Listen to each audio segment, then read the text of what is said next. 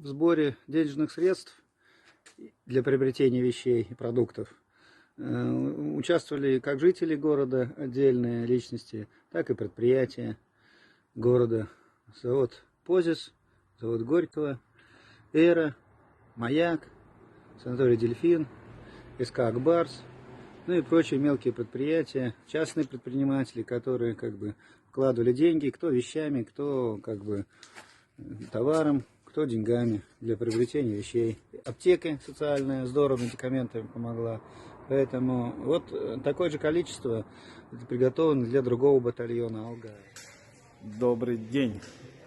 Итак, вот она вся ваша помощь.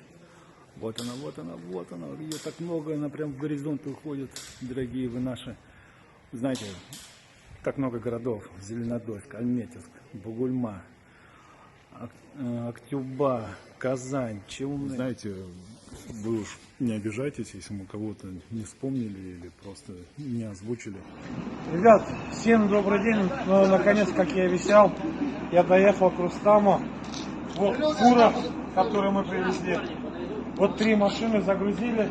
Рустам, бери себя, и спасибо огромное. Сами надеюсь вам.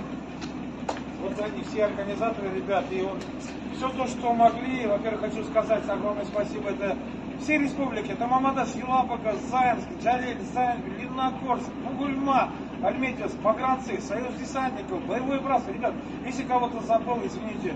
Огромное всем спасибо. Товар доставлен.